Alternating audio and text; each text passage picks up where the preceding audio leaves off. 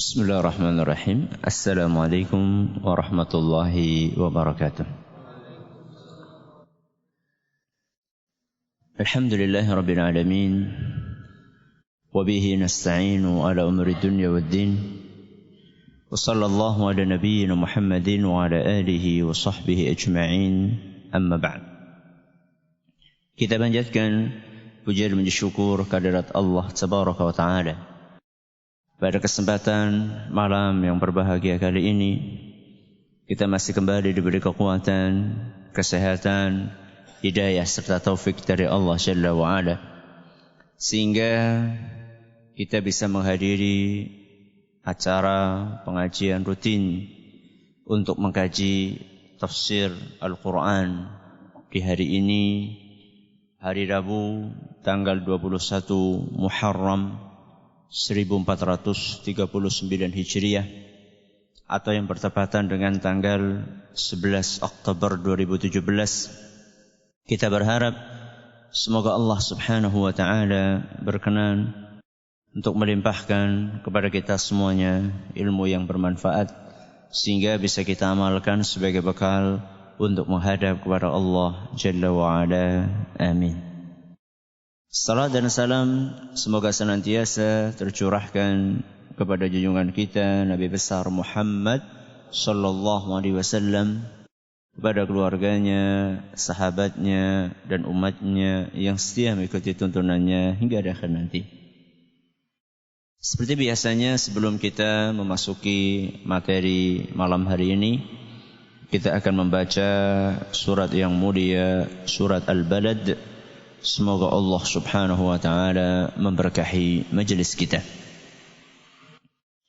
A'udzu billahi minasy syaithanir rajim.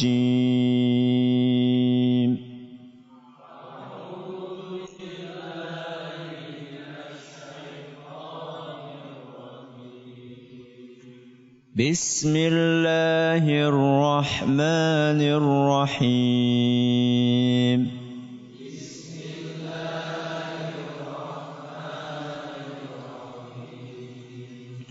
La uqsimu bihadzal balad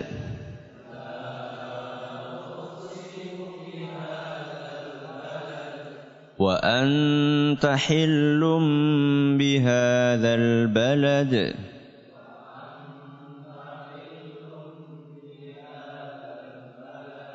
wa walidin wa ma walad. Laqad khalaqnal insana fi kabad.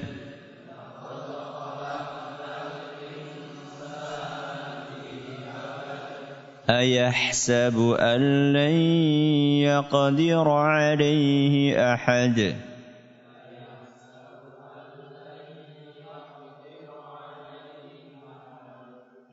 Yaqulu ahlaktu malan lubada.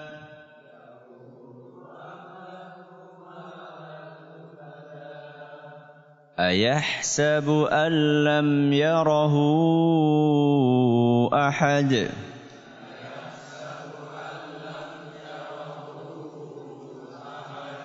Alam naj'al lahu 'aynayn.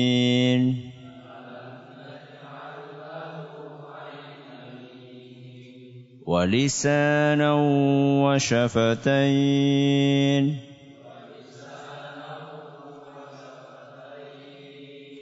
وهديناه النجدين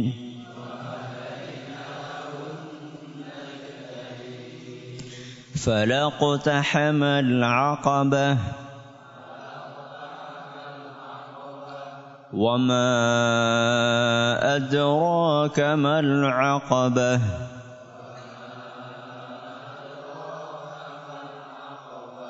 فك رقبة أو إطعام في يوم ذي مسغبة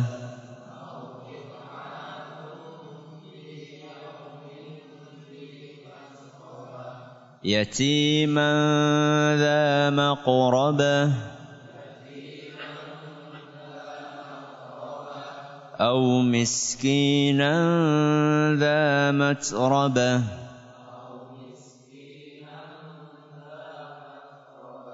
ثم كان من الذين آمنوا وتواصوا بالصبر وتواصوا بالمرحمة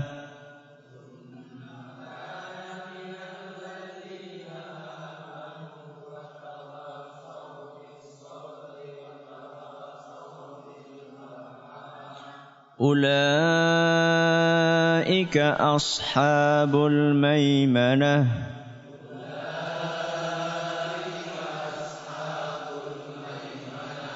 والذين كفروا بآياتنا هم أصحاب المشأمة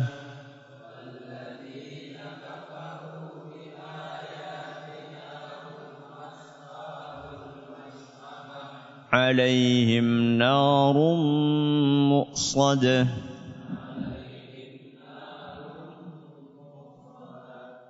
Para hadirin dan hadirat sekalian yang semoga senantiasa dirahmati oleh Allah dan juga segenap pendengar Radio Fika Insani 88.8 FM di Purbalingga dan sekitarnya, para pendengar Radio Bas FM di Solo Tigo dan sekitarnya, Radio Roja di Jakarta, di Bandung, di Lampung, di Berau, dimanapun Anda berada, radio kita di Cirebon dan sekitarnya, Radio Al-Hikmah di Banyuwangi dan sekitarnya, juga para pemirsa Roja TV dan Yufid TV yang semoga senantiasa dirahmati oleh Allah Azza wa Jalla.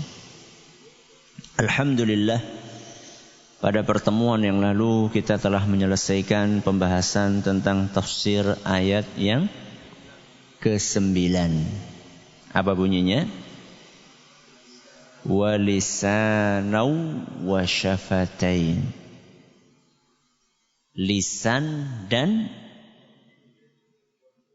kedua bibir. Hari ini kita akan memasuki pembahasan tentang ayat yang ke-10. Di dalam ayat yang ke-10 ini, Allah Subhanahu wa ta'ala masih mengingatkan kita tentang salah satu di antara sekian banyak karunia yang diberikan olehnya kepada kita.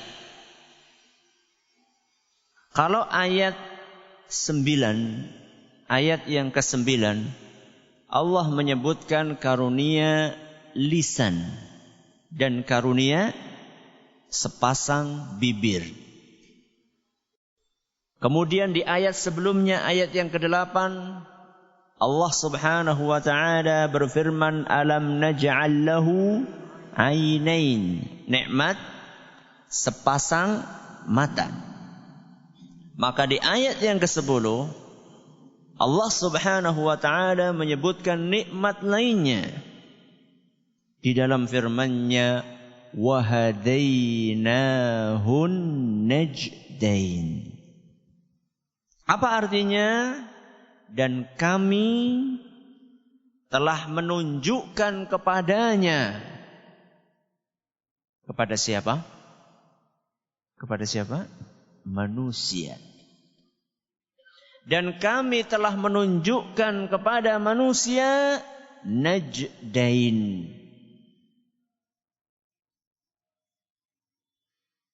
petunjuk tentang najdain. Apa itu najdain? Najdain itu secara bahasa artinya adalah dua hal yang tinggi menanjak. Apa? Dua hal, dua jalan yang tinggi menanjak. Apa yang dimaksud dengan dua hal yang menanjak dan tinggi tersebut? Para ulama tafsir berbeda pendapat. Ada sebagian dari mereka menafsirkan dua hal yang menanjak itu, maaf,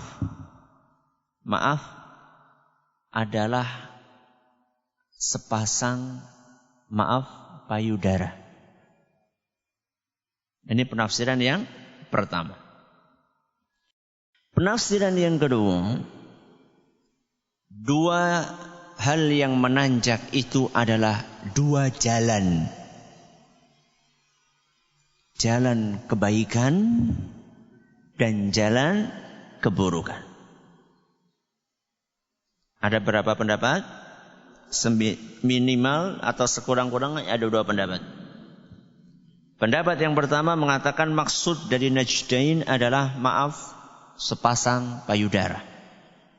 Kemudian yang kedua pendapat mengatakan najdain adalah dua jalan, kebaikan dan keburukan. Kita bahas pendapat yang pertama dulu. Mungkin begitu kita mendengar pendapat yang pertama ini kok mengada-ada ini. Ini kok pendapat yang agak gimana gitu. Terlepas apakah pendapat ini kuat atau lemah. Akan tetapi kalau kita renungkan, ternyata pendapat ini memberikan sebuah pelajaran yang berharga buat kita. Pendapat ini mengingatkan kita bahwa sesuatu yang biasa ternyata luar biasa. Apa Ustaz? Apa hubungannya antara petunjuk tentang payudara dengan karunia? Sadarkah kita bahwa manusia membutuhkan makanan? Mulai kapan sampai kapan? Mulai sejak di dalam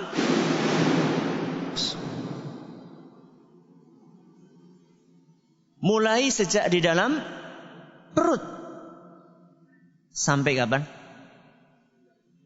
Sampai mati.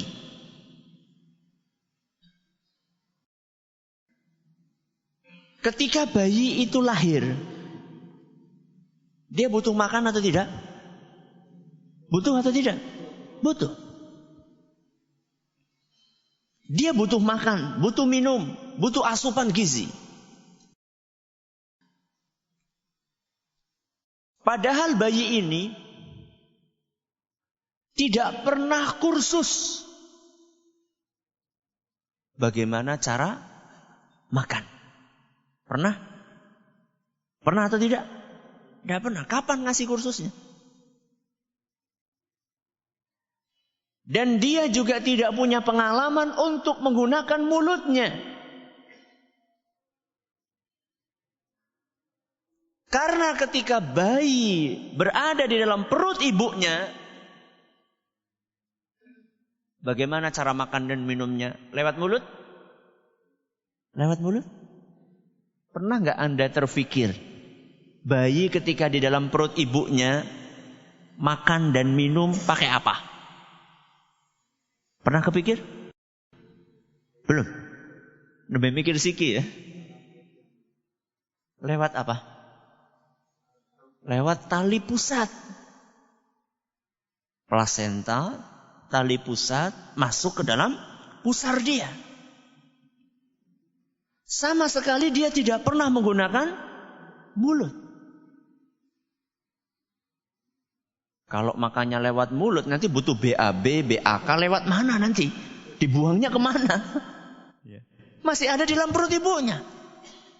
9 bulan kalau ada BAB, BAK, penuh perut ibunya dengan kotoran.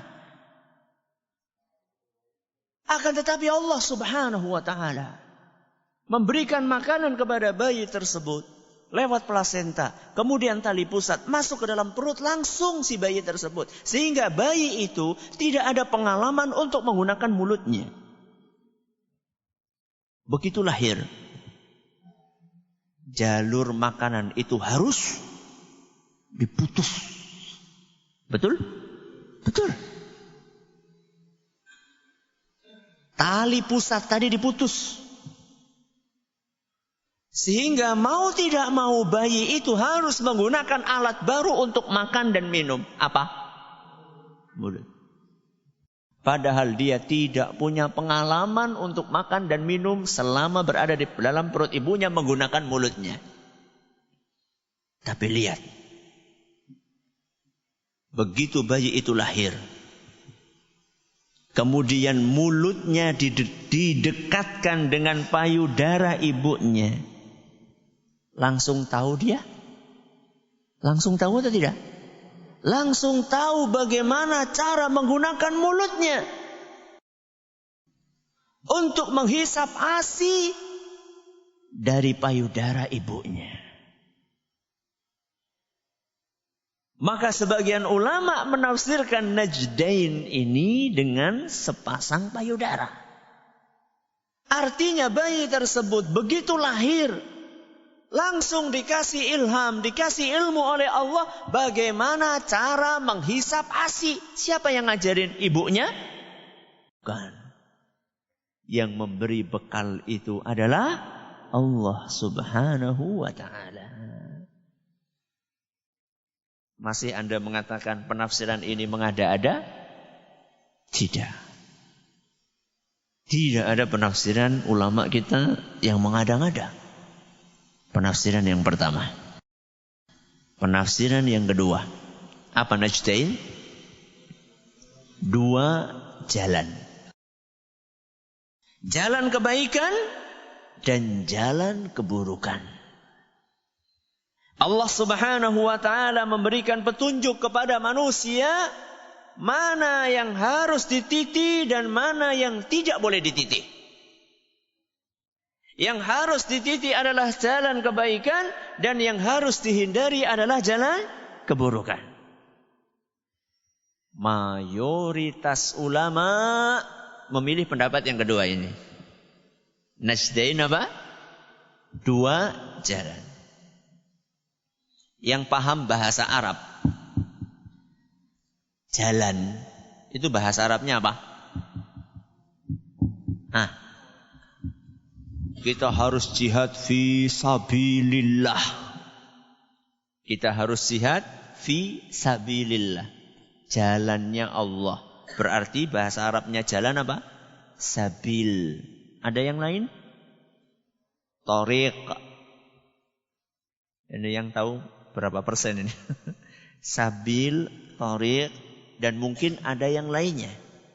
Syari'. Kenapa kok Allah Subhanahu wa ta'ala memilih kata najd?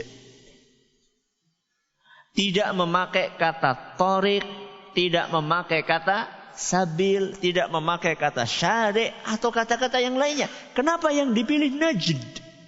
Najdain, dua jalan. Kata para ulama, najd itu adalah jalan yang menanjak tinggi. Apa? Jalan yang menanjak tinggi. Jadi jalan kebaikan itu nanjak tinggi. Dan jalan keburukan juga nanjak tinggi. Jalan kebaikan nanjak tinggi, kenapa? Karena berat untuk dititi. Berat untuk dilalui. Berat atau ringan? Berat atau ringan? Jangan hujan-hujan datang ke sini. Mudah-mudahan ini kebaikan toh? Kebaikan atau bukan? Kebaikan. Berat atau tidak? Berat. Hujan-hujan kayak gini kan enaknya ngopi di rumah. Coba sekarang jangan ada kopi di depannya. Aku bebanyo bening. Enaknya santai di rumah, kopi, sepiring, mendoa, Masya Allah. Sekarang jenengan di sini, jago. Tengok kanan, tengok kiri, nggak ada kopi, nggak ada pisang goreng. Duduknya lesehan. Berat. Untuk meniti jalan kebaikan berat. Makanya Allah gunakan kata najd. Najd itu adalah jalan yang menanjak tinggi. Karena berat untuk menitinya. Berat untuk melaluinya. Sebagaimana orang yang sedang menanjak. Kalau jalan keburukan, kenapa dikatakan nanjak? Emang jalan keburukan berat? Berat atau tidak? Berat apa enak? Enak atau berat? Jenengan subuh-subuh, gerimis-gerimis, enaknya tidur apa berangkat ke masjid? Kalau jenengan milih tidur berarti memilih jalan keburukan. Berat atau ringan atau enak? Hah? Enak. Tapi berat resikonya.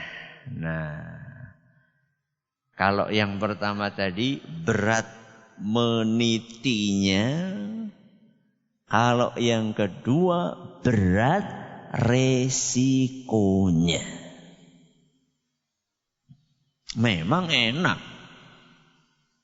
Siapa yang gak enak tidur, gerimis-gerimis, dingin-dingin, ya, kasurnya empuk, selimutnya tebal, memang enak. Akan tetapi yang enak ini berat di belakangnya. Makanya Allah gunakan kata najdain. Jadi mayoritas ulama menafsirkan najdain dengan dua jalan. Apa itu dua jalan tersebut? Jalan kebaikan dan jalan keburukan. Untuk mengetahui jalan kebaikan dan keburukan, Allah Subhanahu wa ta'ala berikan kepada manusia sarana. Allah berikan kepada manusia cara. Allah berikan kepada manusia bekal untuk bisa membedakan mana yang baik, mana yang buruk. Apa sarana tersebut? Sekurang-kurangnya 3. Yang pertama, fitrah. Apa yang pertama? Fitrah.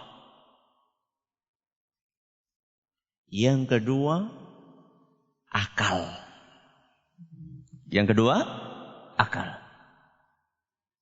Yang ketiga, wahyu. Berapa? Sekurang-kurangnya 3. Yang pertama, fitrah. Yang kedua, akal. Yang ketiga, wahyu. Sarana yang pertama yang Allah berikan kepada manusia fitrah. Apa itu fitrah, Ustaz?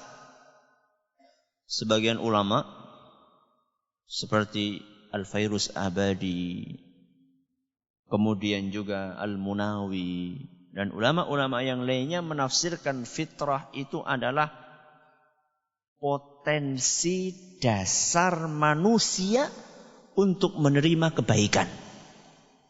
Apa? Potensi dasar manusia untuk menerima kebaikan.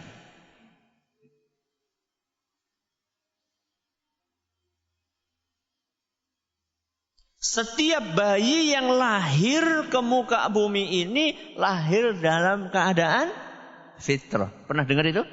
Sering. Hadis riwayat Bukhari dan Muslim. Kullu mauludin yuladu 'alal fitrah. Setiap bayi lahir dalam keadaan fitrah. Punya potensi di dalam dirinya untuk menerima kebaikan. Dan itu adalah bantuan dari Allah. Maka modal tadi jangan disia-siakan.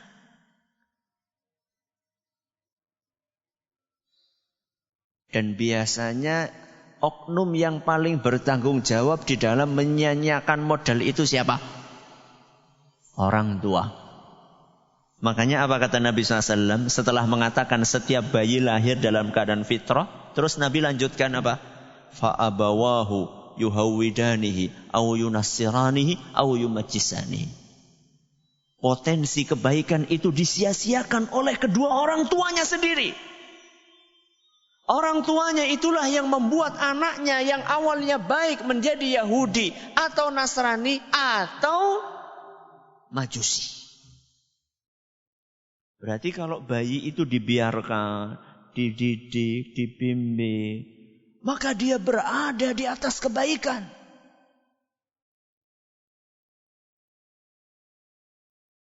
Aneh, sebagian orang tua di zaman ini, wah, bocah neng zaman kiye pancen angel golek didik. Anak itu ketika lahir dalam keadaan bersih.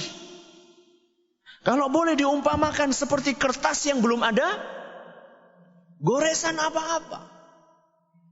Anda orang tua yang akan menggoreskan di atas kertas tersebut.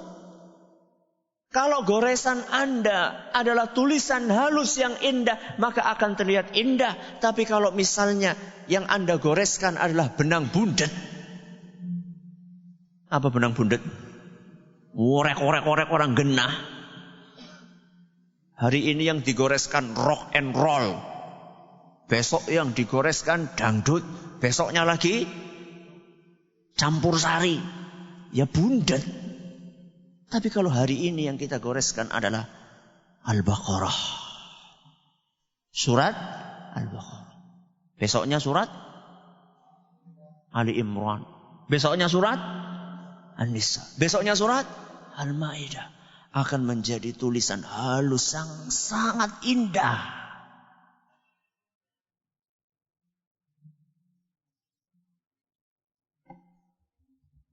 Kemarin pas lomba hafid cilik yang diadakan sama Radio Insani, ketika penampilan itu ada salah seorang hadirin yang mengatakan, iya anakku wis gede-gede sih ki. Kenapa orang kawit biyen ya? Anaknya sudah kuliah, anaknya sudah SMA. Ternyata begini tuh cara didik anak. Aduh, wis liwat ke priwe. Ya, priwe jajah. Ya, bikin lagi. Ya, kalau memang nggak bisa, udah nggak bisa Ustaz. Cucu. Ya, cucu. Kita sudah dibantu sama Allah. Anak-anak itu sudah dikasih modal berupa potensi kebaikan yang seandainya modal itu kita manfaatkan sebaik-baiknya, maka akan jadilah seperti Imam Syafi'i, seperti Imam Ahmad bin Hanbal, seperti Imam Malik bin Anas, seperti Imam Abu Hanifah. Mereka manusia atau bukan? Manusia. Makan nasi? Ya, makanan pokok maksudnya. Makan, minum seperti kita. Tapi kenapa mereka bisa menjadi manusia yang istimewa? Bisa menorehkan jasa yang besar dalam sejarah, menjadi manusia besar yang bermanfaat buat agama, buat bangsa, buat dunia. Allah berikan orang tua yang peduli dengan pendidikan anaknya. Ini modal yang pertama.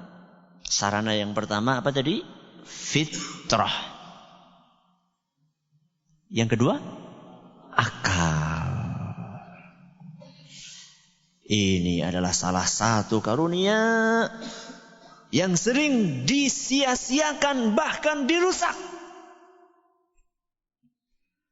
Padahal Allah Subhanahu wa ta'ala dalam Al-Quran sering sekali memuji manusia yang menggunakan akalnya dengan benar. Contohnya dalam surat Al-Baqarah ayat 164.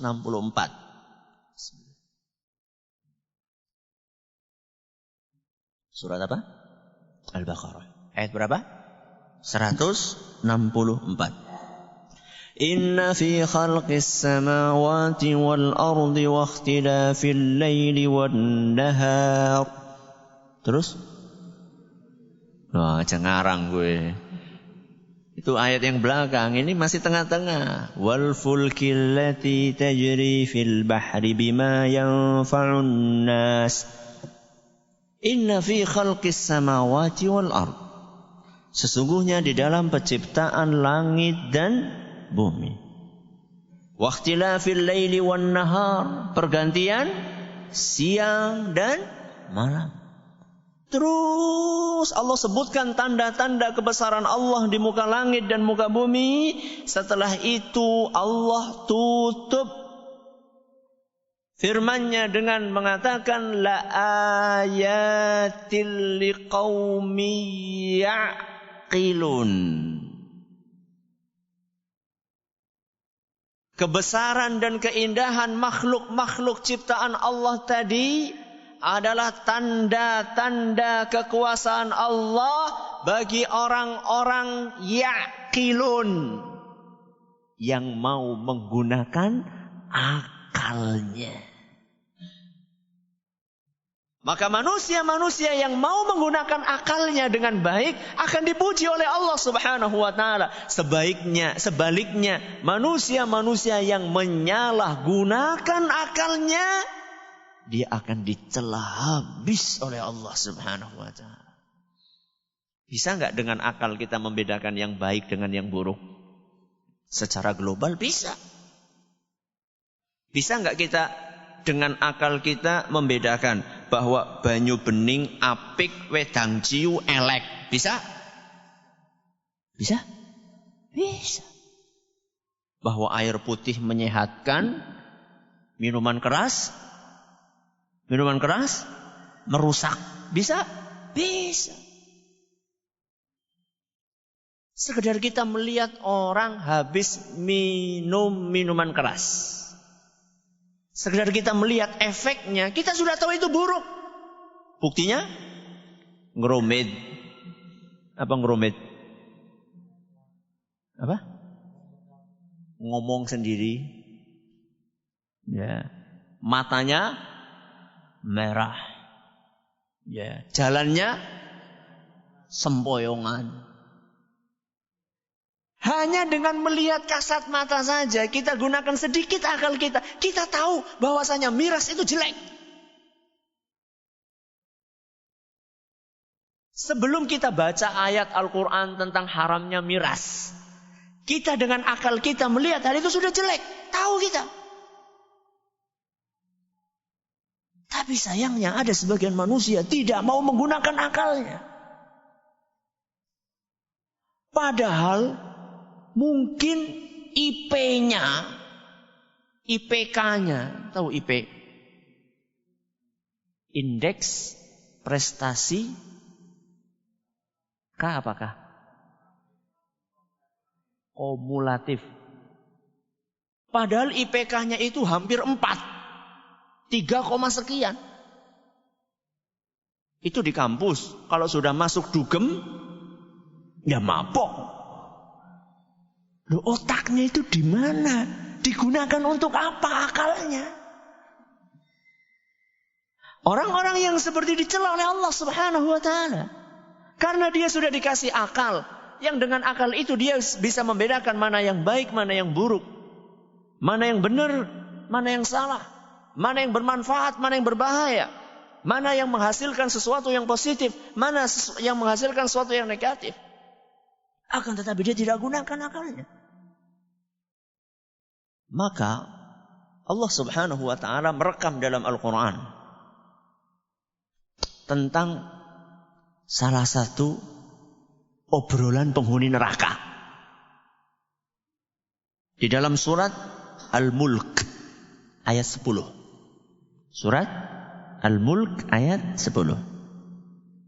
Allah ceritakan, waqalu, para penghuni neraka berkata, "Lau kunna nasma'u au na'qilu." Seandainya dahulu ketika kami di dunia nasma'u. Apa nasma'u? Mendengar. Au na'qilu, atau menggunakan akal. Ma kunna fi ashabis sa'ir. Kami tidak akan menjadi penghuninya neraka. Jadi orang-orang yang masuk ke neraka, salah satunya adalah manusia-manusia yang tidak mau mendengar dan tidak mau menggunakan akalnya. Loh Ustaz, maaf, tunarungu yang enggak Ustaz. Maaf ya, bahasa kasarnya apa? Budek ya ora. Ya. Wong dia bisa mendengar Ustaz. Bukan itu yang dimaksud. Kalau sekedar mendengar, maaf, binatang juga mendengar. Akan tetapi yang dimaksud mendengar di sini mendengar yang kemudian dimasukkan ke dalam hati. Saya tanya, sudah berapa kali kita mendengarkan khutbah Jumat selama hidup kita? Sebulan berapa? 4. Kadang 5 atau 4. Kali 12. Berapa? 48. Ya biar gampang, 50. Setahun berapa? 50 kali mendengarkan khutbah. Usia sudah berapa sekarang? Ya mawi-mawi, beda-beda. Mungkin ada yang usianya 40, ada yang usia 50. Katakanlah yang usianya 40 tahun. Berapa kali mendengarkan khutbah? 40 kali 50. Berapa? 2000 khutbah. Akeh apa sedikit? Banyak. 40 tahun. 2000 khutbah dia dengarkan. Salatnya tetap seminggu sepisan. Cuma sholat Jumat. Yang lebih parah, wis 20 tahun malah ora sholat. Dia dengar akan tetapi pendengaran apa yang dia dengar itu tidak dia masukkan ke hati. Inilah yang menyebabkan orang masuk ke dalam neraka. Sudah seperti itu, tidak digunakan akalnya. Makanya penduduk neraka mereka nyesel. Lau kunna nasma'u au na'qilu ma kunna fi ashabis sa'ir. Andaikan dahulu kami ketika di dunia menggunakan pendengaran kami dan kami gunakan akal kami tidak akan masuk ke dalam neraka jahanam. Ini sarana yang keberapa? Kedua. Sarana yang pertama, fitrah. Sarana yang kedua, akal. Sarana yang ketiga, wahyu. Wahyu itu apa toh?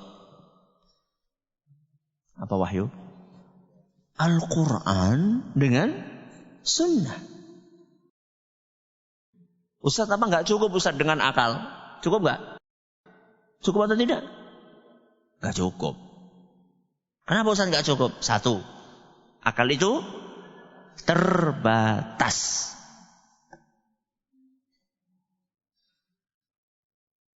Buktinya terbatas apa Ustaz?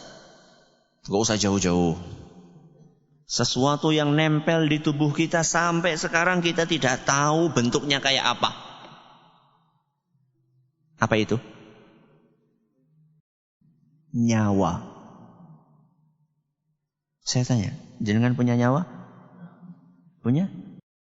Ya punya toh. Kalau nggak di sini, kalau nggak punya nyawa bukan di sini. Di mana? Di kuburan. Saya tanya, nyawa jenengan itu warnanya apa? Ijo? Kuning? Kue kelambine kue. Padahal nyawa ini sudah menemani kita berapa tahun? Sejak kita ada di dalam perut ibu kita. Sampai sekarang, bahkan sampai mati kita nggak tahu nyawa itu bentuknya apa. Padahal kita punya akal. Karena akal kita terbatas. Makanya Imam Syafi'i, cerdas-cerdasnya manusia, beliau mengatakan apa? Inna lil aqli haddan yantahi ilaihi kama anna lil basari haddan yantahi ilaihi. Akal itu ada batasnya. Seperti mata juga ada batasnya. Apa kata beliau? Akal itu ada batasnya. Seperti mata juga ada batasnya. Panjenengan yang matanya masih sehat, yang belum min, belum plus. Berapa kilometer Anda bisa melihat? Berapa kilo? 1 kilo masih kelihatan? Sudah mulai buram. Gak usah yang jauh-jauh, yang terlalu dekat aja kita gak bisa ngelihat, betul? Coba ambil koran, kemudian jenengan baca, bisa ngelihat? Gak bisa. Padahal bukan dekat lagi, nempel, gak bisa. Mungkin itulah keterbatasan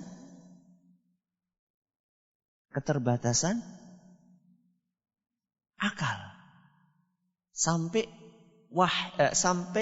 nyawa yang nempel di tubuh kita nggak tahu. Seperti mata, ketika tulisannya nempel di mata kita nggak tahu. Maka kita butuh wahyu. Dengan wahyu kita tahu halal, kita tahu haram. Dengan wahyu kita tahu tauhid, kita tahu syirik. Dengan wahyu kita tahu sunnah, kita tahu bid'ah. Dan inilah karunia dari Allah Subhanahu wa ta'ala. Mudah-mudahan bermanfaat buat kita semuanya. Terima kasih atas perhatiannya. Mohon atas segala kurangnya kita tutup dengan membaca Subhanakallahumma bihamdika asyhadu an la ilaha illa anta astaghfiruka wa atubu ilaik. Assalamualaikum warahmatullahi wabarakatuh.